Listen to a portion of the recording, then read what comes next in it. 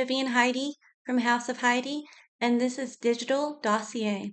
Today we're going over unsolved mysteries and disappearances in the r/unsolved mystery subreddit. So let's get into it. The Yuba County Five, a possible narrative that someone named Beezyhead just posted a few days ago in 2026. He learned about this case a couple weeks ago and found it so unsettling that they couldn't stop thinking about it and reading about it. So let's get into it. I'm sure they're gonna explain about the Yuba County Five in the post. So let's see what they have to say. Okay, so, yep, there we go. So, for those unfamiliar with the case, on February 24th, 1978, five young men from Yuba County or Yuba City, California, attended a college basketball game before disappearing on their drive home. Their car was later found abandoned on a remote mountain road about 70 miles from the route they should have taken. Over the following months, four of the five men were found dead from exposure or its effects, while the fifth, Gary Matthias, was never found. Why the group drove deep into the mountains, abandoned a functional car, and ended up where they did remains one of the most puzzling mysteries in the United States. That's a very, very, very brief summary of the Yuba County Five, but I mean, let's go on. I'll explain more about it in a little bit. Based on evidence and testimonies, I built a narrative. First of all, this is kind of silly. I mean, I'll get back into it in a second, but this person just found out about it a couple weeks ago and decided to build a whole narrative about the case. That's really funny. Like, what qualifications do they have? I mean, it's Reddit, so. I've built a narrative that helped me find logic in such a puzzling case, and I'm only sharing this because it might help other people who are unsettled about it as well. Maybe others have come to similar narratives already. Okay, let's not be negative. I'm trying not to be negative about, it, but this seems a little silly that he's like doing this, because it is a very, very popular case that people have talked about a lot. And so I'm sure whatever he's going to say has probably been talked about before, to be honest. But let's get into it though. A few points that stand out before getting into the narrative. Jack Madruga reportedly knew the route home well. He had driven it several times for previous basketball games and other activities. Driving over 70 miles in the opposite direction without realizing it seems difficult to reconcile with that. I mean, that's true, but the weather, did he even talk about?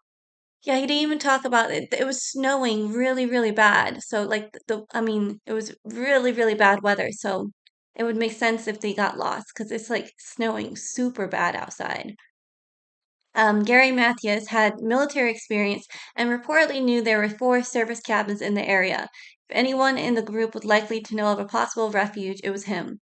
Yes, Gary did have military experience, but that doesn't mean that he knew there were four service cabins in the area. That's just conjecture. Like that's just speculation. There's no one knows for sure that he knew for sure that there were four service cabins in the area. But later on, and he doesn't even talk about this in his narrative in his summary, but they were found in a cabin in one of those four service cabins. So I mean, they probably stumbled upon it, or maybe Gary did know that it was there, but you can't like know for sure that he knew. The Ford Monte the car wasn't heavily immobilized. Later reports suggested it could have probably have been easily pushed by the group. Combined with the rolled down windows, it feels more like the group intentionally abandoned the car in a rush than simply gave up on it. That is true. So it wasn't like they could have pushed it. They could have, like I think it ran out of gas. I'm not sure. I don't know for sure. But they could have pushed it or something. I think it was like stuck, but it was like it could have been pushed or something. But again, it was snowing outside and they couldn't just survive out in the wilderness. They had to find shelter of some sort. So his reconstruction is this post game. So this is all now what we're going through is all like his own theory on the case. Post game around 10 p.m., after leaving the convenience store, the group is on their way home, excited about the basketball tournament the next morning. So they were going to another game the next morning. Somewhere along the road, they encounter someone who frightens them. Whether it was a local criminal Gary reportedly had previous problems with a group of bullies or someone else I don't know. The important part isn't who. Too many different leads here. The important part of this reconstruction is that the group truly believed they were in danger. I mean, I don't know what this person's trying to do. Like, they're making a reconstruction with very, very like little detail or like not honestly or any real knowledge about the case. Like, I'm not saying like I'm super knowledgeable about the case. Like, I've like just researched it myself and like, heard about it. But it just seems like like they're trying to be like this like super, investigative person and making a reconstruction when there's really little stuff he's going off of. Again, it's Reddit. So okay. Somewhere along the road, they encounter someone who frightens them. Oh, okay. I just went over that. They take the road to Oroville while trying to get away. Once fear takes over. Wait, is this whole thing just like based on the fact that they think that he thinks they encountered someone that frightened them? Okay. Nobody is paying attention to navigation anymore. They just keep putting distance between themselves and whatever scared and probably followed them. Why is he why are they thinking that someone scared them? There's like literally no actual like factual evidence for that at all. So that this whole thing just I mean, let's keep reading, but this whole thing seems kind of silly. Um, that's why I love Reddit though. Eventually, they reach the snowy mountain road. Gary tells the group he knows cabins nearby where they can hide until morning. At this point, turning around may no longer feel safe. If they're convinced someone is following them, continuing forward may actually seem like the better option. Or the fact that it's snowing really bad outside and they're stuck and they have to find shelter or else they'll freeze to death. At a certain moment, when the car got stuck, they also realized that it was leaving tracks that could lead to the group. Oh my gosh. This is so silly. Um, I didn't want to be negative, but I'm sorry, this is silly. But on foot, they could disappear into the woods until reaching the cabins. Unfortunately, I'm saying it's silly because like he's just doing so many like generalizations and like assuming so much when there's no evidence to assume any of this really. Like no one was following them. There's no actual, I mean, there's some interviews and stuff. Like there's like suspects, of course, but no one like there's been no evidence to show that someone was following them. Unfortunately, due to stress, panic, and night disorientation, they underestimated the distances. It's dark, freezing, and everyone is dressed for a basketball game, not a night in the mountains. As they walk, hypothermia begins to cripple and affect judgment. From what I remember about the case, and I might be wrong, but I'm pretty sure from what I remember, the car was not that far away from the cabin that they were found in.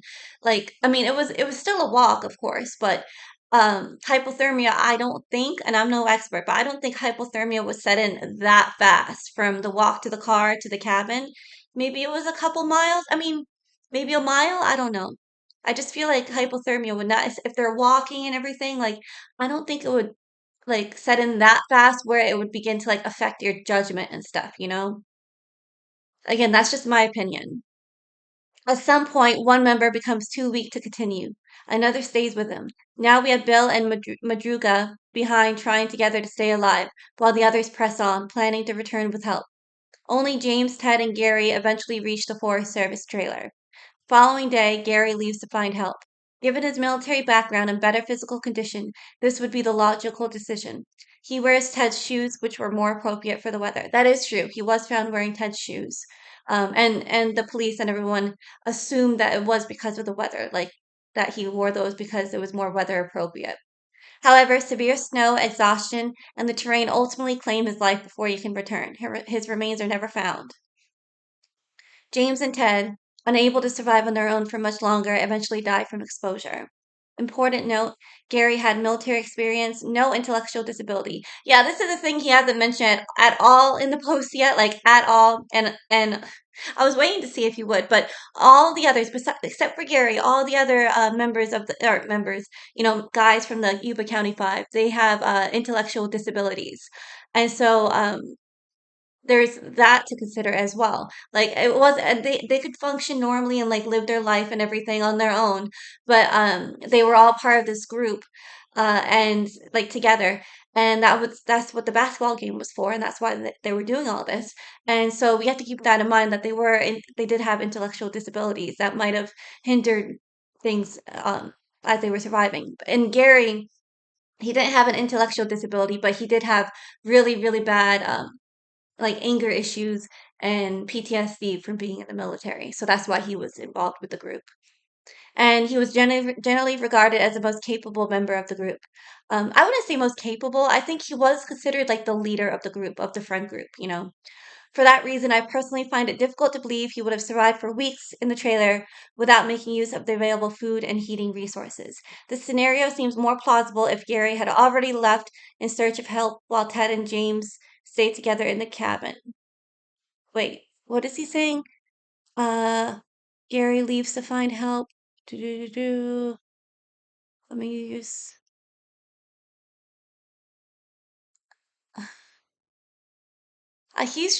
He's going all over the place. So from what I know of the case, the food and the heating resource, they were locked away, and so they weren't able to be like get in like they could have got into it, but because Gary had left and those that stayed, again they had their intellectual disabilities, so I don't think they would have known how to. Uh, and this is just my speculation, but I don't think they would have known how to open it. Maybe they were too tired or something like that. But I don't know. And again, like that doesn't mean to say that like how would maybe Gary didn't know either. Who knows? It's just this is just like a lot of assumption without actual evidence to back it up. Of course, this reconstruction is speculation, but this reconstruction doesn't require an elaborate murder conspiracy or dozens of unrelated coincidences. It only requires a single triggering event, a confrontation that frightened the group enough to flee, which then led to a series of increasingly bad decisions amplified by darkness, snow, and hypothermia. So, what he's talking about here is there are a few conspiracies involved with this case. I might do like a full deep dive of this case because it is quite interesting involved with the I guess like so the five of them were at this facility. They didn't like live there, but they were. It was like a group therapy type thing, and a whole thing with that. So whole conspiracy with that. So maybe I'll do a deep dive on that. Let me know in the comments below if you want me to. So I think that's what he's referring to, but that doesn't mean you could just make up your own situation of the event with no evidence to back it up. To me, that explains the 70 plus miles detour, the decision to abandon the car, the trek towards the trailer, Gary's apparent presence there, and his eventual disappearance, better than the idea that five excited men simply became hopelessly lost on a familiar route. Okay, well, that was a mouthful. Okay. So here are some of the comments for this post. This is exactly how I feel. The narrative you built liberally sprinkles in a lot of speculation to tie threads together. Yeah, I agree. It makes you seem you're more concerned with the why as opposed to the more important questions who, what, where, when, and how. Exactly. Yeah. Like the why really doesn't matter. Like why they diverted 70 miles, like that. I mean, it matters, but all the other things matter more, and you can't just make it up. At this point, the better question is what is the smallest piece of evidence or question that could be answered, assuming there is no confession or body that could lead to a breakthrough in the case. Exactly. You can't just make like assumptions based on it, nothing. Someone else said, unless you found new evidence, this discussion has been done to death. I mean, that is a little true.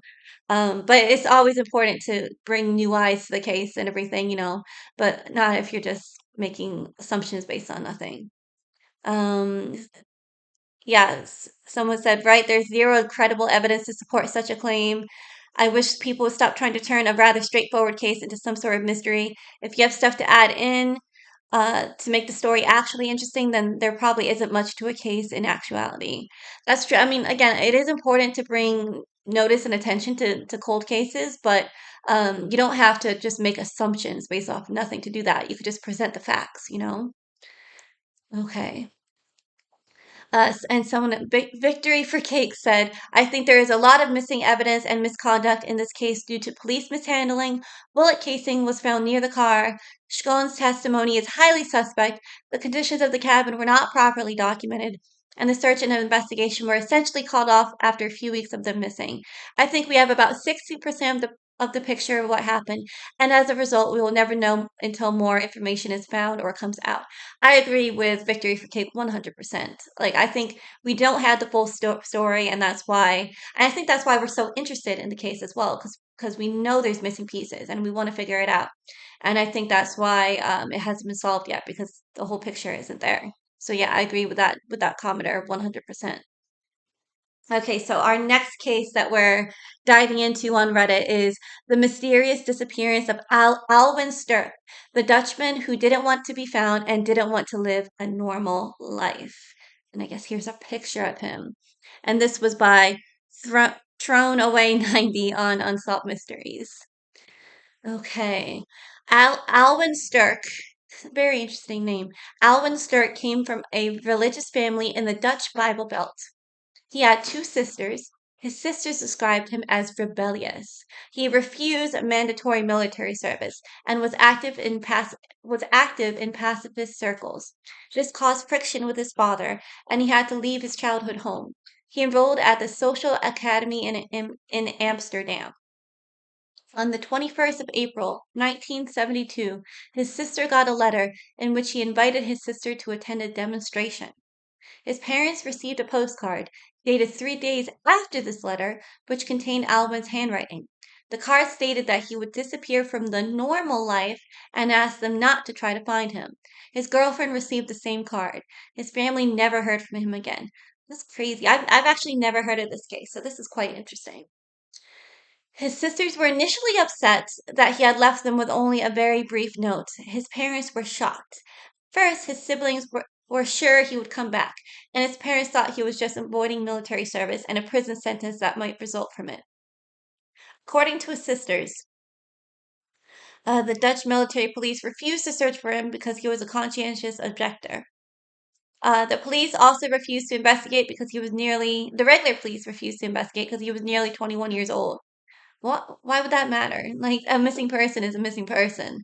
His parents contacted everyone who knew Alvin, although this was presumably limited to people known to his parents. None of them knew his whereabouts. Okay, so like his friends that his parents didn't know about, they couldn't talk to them, obviously. After their father's death, it gets interesting. After their father's death, his sisters made a shocking discovery that shed new light on Alvin's disappearance. They found a letter from Alvin among their father's estate. In this letter, Alvin wrote that he was planning to commit suicide. He felt that he could not cope with all the injustice in the world. This letter was dated 1969. That's weird. So this was a few years before his disappearance. His will, also dated from the same year, was found among the estate. His parents apparently never shared the content of those letters. Oh, sorry, my dog is over there chewing on a bone. Kiki. Silly girl. Um, his parents apparently never shared the content of those letters with the other children. It seems that the parents didn't connect the slide note and the will with his disappearance. I mean, I don't know if I necessarily would either. This was a few years before the disappearance. In light of the discovered letters, it seems possible that he committed a slide. But why would he wait 3 years after making that decision? His later letter suggests that he intended to abandon a conventional lifestyle and not life itself. Perhaps he joined a cult and was required to sever contact with people outside it. The fact that he didn't want his family to find him also suggests he planned to live somewhere else. Unless he didn't want them to find his corpse. Oh gosh. Perhaps he was planning to use a method of slide that would leave his body unrecognizable. Oh man, that's crazy. Wow. That's all the information? Okay. I've never heard of this case before. That's wild. Let's see. There's too little information here to make any serious conclusion. Did he write the first letter and will prior to leaving for the social academy in Amsterdam? That's not made clear, and that's true. Could have been a useful gesture to get attention from parents. Someone convinced him to go on with life for at least 3 to 4 years more. Was it a girlfriend? Did the girlfriend have anything to say about state of mind? Yeah, what's the girlfriend think about this? I kind of want to do more research into this case. This is quite interesting. Um, I wonder if his parents intentionally hid the letter from the other siblings. My Dutch grandparents probably would have done something similar. Perhaps it's a generational thing, but they kept a lot of secrets. That's true. Maybe they don't want the sisters to know what really happened, you know? And maybe, I don't know, maybe the parents even did know. Like maybe the police told them. I don't know. I'll have to look more into this case. Especially if he came from a religious family, the manner of death may have affected relationships with the church community. That, yeah, exactly. Man, that's so sad. Wow. That's crazy.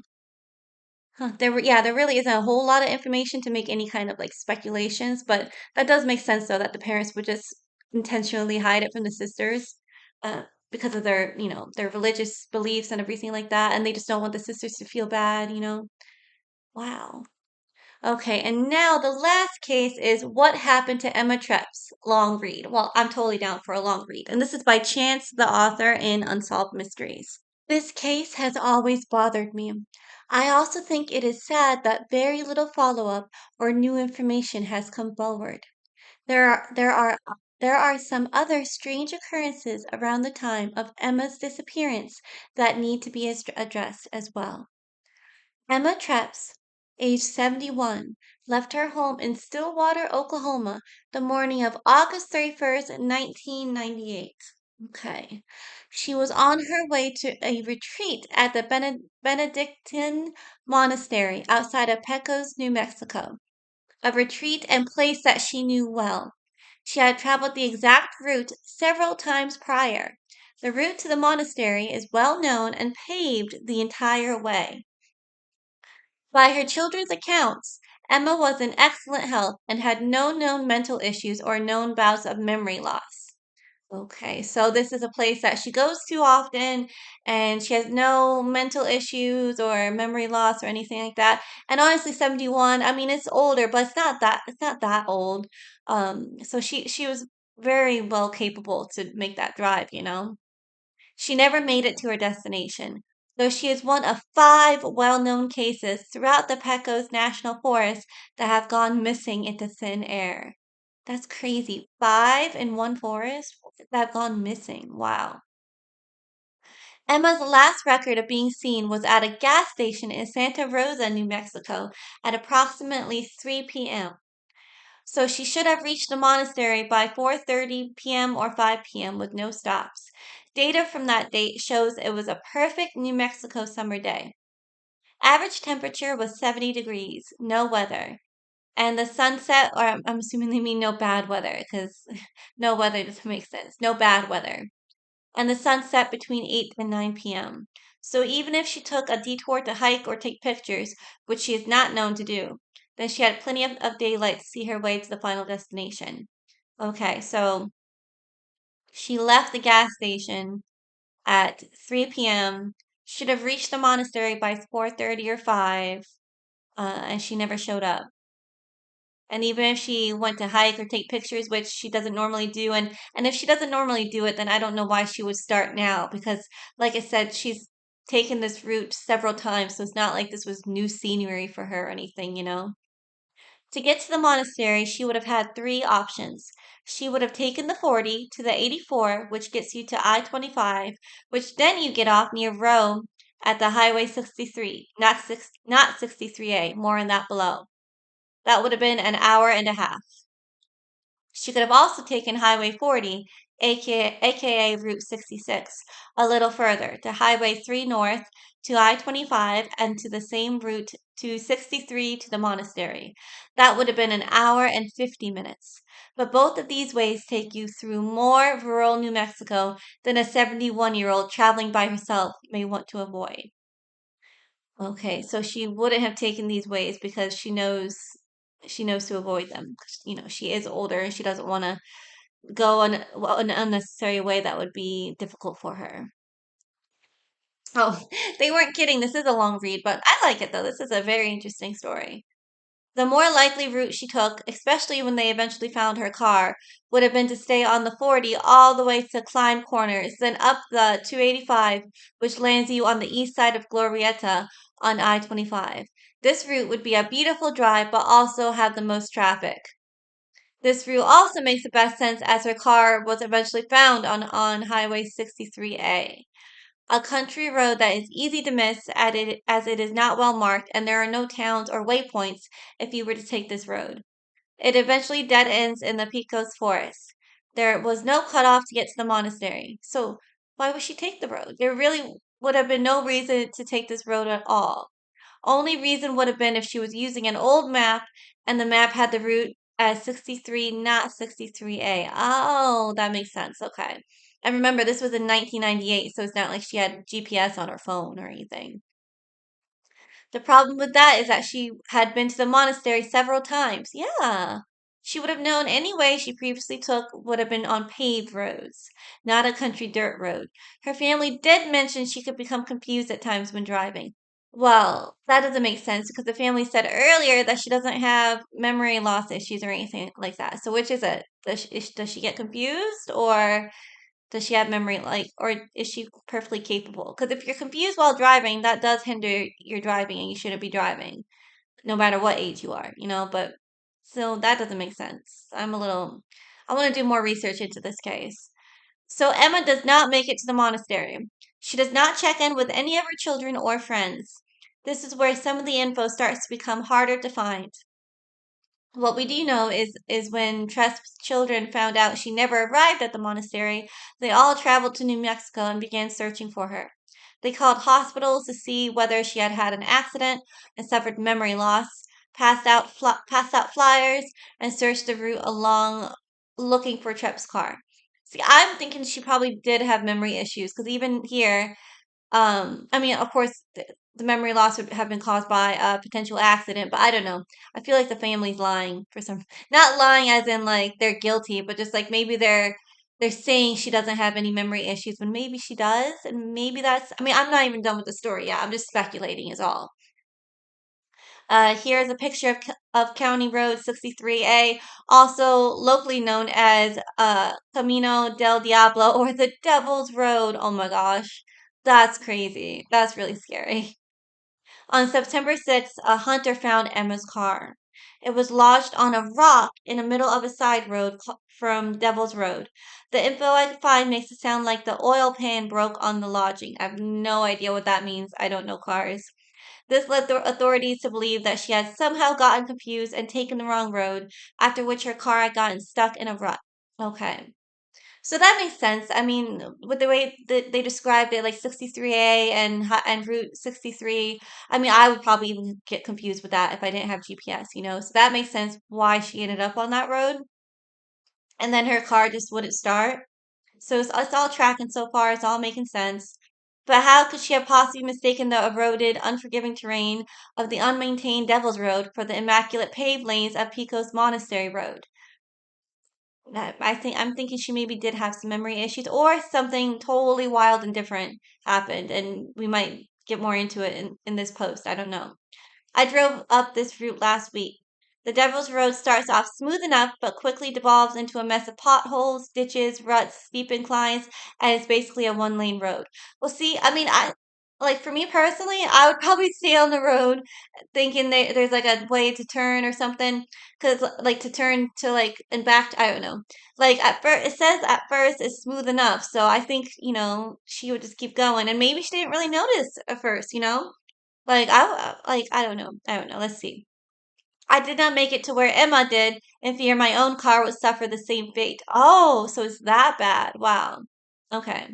I also had plenty of daylight, but that road is surrounded by old, gnarled forest and random they spelled ramshackled wrong, but ramshackle trailer homes.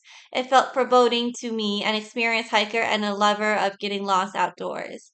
That is pretty spooky, yeah. I mean, not even about like the hiking, like there's the trailer homes, like who knows, people are very protective of their land, so why would she have chosen this unforgiving route she did not know? The road gets worse and worse as you drive further into the forest. Her little Honda surely would have been rattled to the core, worse and worse as she crept north. That is true. Like once she felt like, because you could feel the car like moving like that, getting all banged up. I don't know. Maybe she didn't know how to turn around, or maybe she really was confused. I don't know. I don't know. Let's keep going. Let's see what happens. Now the odd parts come out. I mean, it was already getting pretty odd, but take some of these statements for granted, as I'm sure law enforcement surely is holding something back. I really want to dive into this case more. This is very interesting. But by all accounts, the car was locked and everything was still in her car except for Emma and her purse, although that is debated as well. Huh. She had her luggage, money, a charged cell phone. Oh, so she did have a cell phone. I forget they had cell phones back in especially in the late 90s, but obviously they're not like smartphones or anything. But she had a cell phone, all visible and still in the locked car, undisturbed. What was odd to the searchers and to law enforcement was the scene around the car. You could see that Emma got out of the car, walked around it, and then nothing. No footprints leading up to the road, no fingerprint or no footprints leading out into the forest. Just what was around the car. Further, the search dogs picked up no trail past the car. There was no blood at the scene and no visible signs of foul play. It was as if Emma was lifted out of that exact spot and never heard from again. I don't want to speculate or anything like that yet, so let's keep reading. Now, a couple of points to bring up here. The children also searched the car and area around it. There seems to be nothing that contradicts the above statement in regards to the search hounds or footprints. What we do not know, typo, from the Reddit user. What we do not know is what the weather was like in that exact spot between August 31st and September 6th. Could there have been moisture that erased her scent or other footprints? Here is a picture of her current memorial and where the car is found. And besides a few older articles and some amateur YouTube clips, there's not a lot to be found. Most of the info also seems to be the same. A couple of small discrepancies. There really does not seem to be a prevailing theory. There were no signs of distress, no shredded clothing that usually would give any indication of an animal attack. Most importantly, to this day, no sign of Emma's body or whereabouts. Simply vanished into the wilderness. She would be 93 this year. I mean, so high, so unlikely she would still be alive. I mean, maybe she would still be alive, but wow, okay, that's interesting. And I have to, because so this is from the Reddit post. So I really want to look into it and see if all of this is true. Because like it seems like like what did the police do? Like they know nothing at all. Okay, they weren't kidding. This is a long post, but let's keep reading. I won't go into detail on some of the otherworldly avenues that have been explored in her case. The Pecos Forest is sacred Native American ground. It is also the site of a bloody Civil War battle, the Battle of the Glorieta Pass. There are old legends about this particular forest, and there are many UFO sightings in and around this area. See, that's what I mean. I don't want to like make light of this or anything because this is an actual case, and that's important. And you should always, like you should always look at the facts and like try to gather evidence and all that. And most of the time, like it usually is, there is a solution to every like mystery in every case. You just have to find it and like find the evidence, find the clues. But just like when they said that, it seemed as if she was just picked up off the ground and reminded me of UFOs. So that is quite interesting, especially because I know that area is there is a lot of UFO sightings and stuff like that around there. None of those factor into the facts of the case. Yeah, see, that's good. What should be mentioned though is that there are at least four other cases of people going missing within a 5 mile radius of where Emma vanished. Hmm. Two famous ones are Mel Nadell and Robert Browning. Both disappeared just like Emma and with no signs of either of them to this day. There have been a couple other missing persons within this forest as well. Odd, but could be random coincidence as well. I feel like there are no coincidences, and I mean, I'm not even saying UFOs. Like, I'm saying, like, what if someone's out there, like, taking people, you know? So this happened in the 90s. I want to look into these other people and see. It might not even be true. Remember, take it with a grain of salt. This is Reddit, but that's really interesting. Who did local law enforcement talk to? There are people living up there. While a lot of them are living off the land and with limited resources, a quick drive up 63A will tell you that. And I'm sure most are just getting away from the big city and want nothing to do with other humans. But is there some unsavory characters living amongst the dense woods? I mean, they did say there was like a lot of trailers and stuff there, and so there are people living there. Ooh, what? There have been rumors of a serial killer in the area. Oh, but that is par for the course in New Mexico. What, is it just normal for there to be serial killers in New Mexico? I've never been to New Mexico, so I don't know. Let me know in the comments below. That's quite strange. Is it normal just for rumors of serial killers? Goodness. Wow. I mean, I'm from Florida, and there, and even in Florida, there isn't just like, oh, the local rumor of the local serial killer. Like, what? No proof of that has been seen in the area, but we do not know who law enforcement chatter with. Oh gosh, the grammar on this Reddit post, but anyways, it is a long post, so I give them that. I would hope they knocked on the doors of the homes within a 10-mile radius. I mean, yeah, I would hope so. What the heck? So is there just no information from the police about this case or what? Could Emma have been a victim of an accident? Goodness, this grammar. Could Emma have been a victim of an accident? Did she walk out and get hit by one of the residents up there? They got scared and hid her body. I see this as a sad possibility. However, there has been no proof that Emma ever left the vicinity of her car. Her footprints were only around her car, and the search dogs went no further than the car vicinity. See, that is so strange about the car. It's a weird case that doesn't get mentioned much. Sure would love to hear from some locals that know that area, or maybe know some info that is not found on the internet. Ultimately, it would be nice, like all these cases, to get some closure for her relatives that have no idea what happened to her. Yeah, this is really, really interesting. Edit, I wrote this on my phone and someone hastily. I did not check for grammar. Okay, okay. Well, that's nice. So I feel bad for making fun of the grammar now, but that's fine. I mean, everyone has grammar mistakes, but okay, this is so interesting though. I really want to look into this case. Like, this is so, like the other two cases, of course. I mean, the Yuba County Five, I feel like there's a lot of information on the Yuba County Five already. The second case we talked about was quite interesting, but this one is just like, wow, like I've never heard of this case before. It feels like the police just did nothing, unless they just didn't talk about what the police did, but I don't know. So this is the Devil's Road. Here it looks like here is paved, but I guess he said it does get unpaved later on. So it looks like a normal road to me, but I mean, I can get how, like, I figure obviously like later on it gets like bumpy and scary. Goodness. And just the sign itself, Devil's Road, is so scary. So here are some of the comments from Reddit. Her footprints still being there, but nowhere else in the vicinity, and no one else's footprints being there, I'm assuming. It makes it difficult to even theorize how she left or was moved from the vicinity. Exactly. Aliens, no, I'm just kidding, but who knows? Anything's possible. The only thought I had was someone drove up, asked if she needed a ride, and she got in their vehicle. I mean, that makes sense, and that's why maybe the dogs didn't have her scent, you know? But would they see like the tire tracks though? I feel like they would see the tire tracks. I don't know. The Reddit post had a lot of good information, but like me, and I want to look more into this because what did the police see the tire tracks? But why, for what reason would someone drive up in the middle of nowhere to abduct an old lady? No, I'm pretty sure Occam's razor applies here. Emma got lost when her car was incapacitated, and she ended up dying from misadventure or natural causes. I mean, yeah, Occam's razor, like that, it means like the most obvious answer is like the answer, but that still doesn't explain how, yeah, exactly. Then why do the footprints go no further than circling her car? I don't think that anyone planned to abduct her, but it could have been an opportunistic thing. That's true. Like someone that lives in the area did it. I mean, who knows? Who knows? It's all speculation, but that is quite interesting. I don't know. Or it's aliens.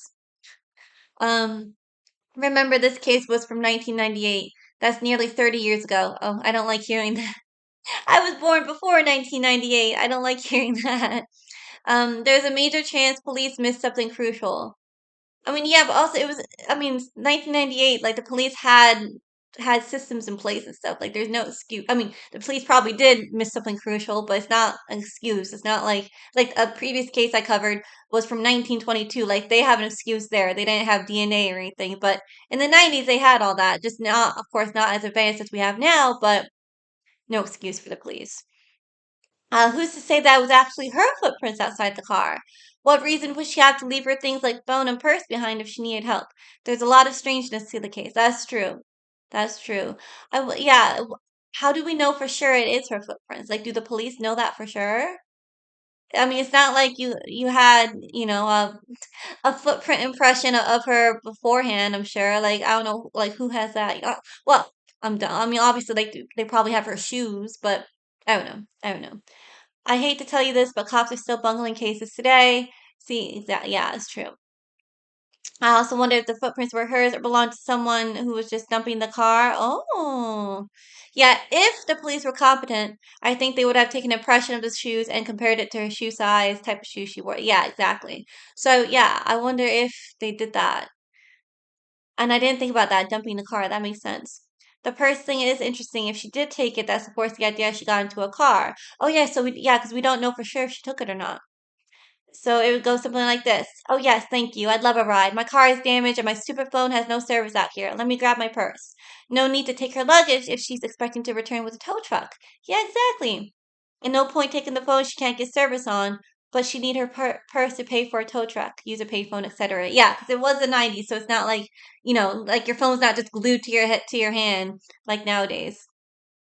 If you're wondering why I assumed she had no service, it's because it was 1998 and a very rural area. That's true. Yeah, I didn't think about that. That's true. Coverage was way spottier then, and even today, rural areas are some of the worst places for coverage. So it's natural she would have picked up her fully charged phone to call for help. So she probably saw I had no bars and realized her only option was walking back the way she came. Yeah, exactly. That's true. Is a mobile phone functioning on the spot where a car had been found? Yeah, I mean that's what they just talked about in the previous comment. But I mean even if it functioned nowadays, like that doesn't mean it would have functioned back in '98. So if we were indeed going the homicide route, with her whole trail being only around the car, couldn't someone have simply taken her from a truck or something? As it's been written, there are random trailers around, so there are probably other vehicles and other tire tracks would have been disregarded as random. To me, that would explain the whole disappearing act. I mean, yeah, that makes sense, right? Like someone took her in the car. That's my thought. Someone drove up and either forced her into the vehicle.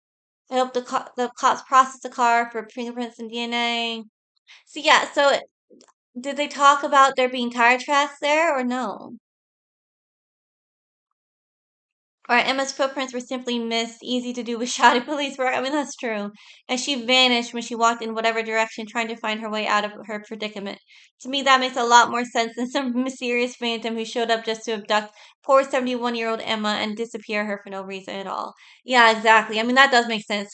We're like looking through all this like work and like conspiracy this, conspiracy that, and it probably was just like shoddy police work and there were footprints of her leading, like going off into the woods, and unfortunately, she perished from like the natural surround, from like being out in like the wild.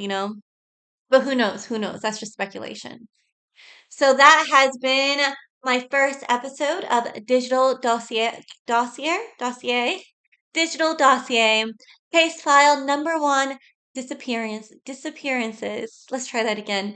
Case file number one, disappearances, status unresolved. I'll see you next time. Please be sure to subscribe for more of Digital Dossier and other Reddit stories. We're going to get into different subreddits as we go on through the episodes. And yeah, I'll see you next time. Bye bye.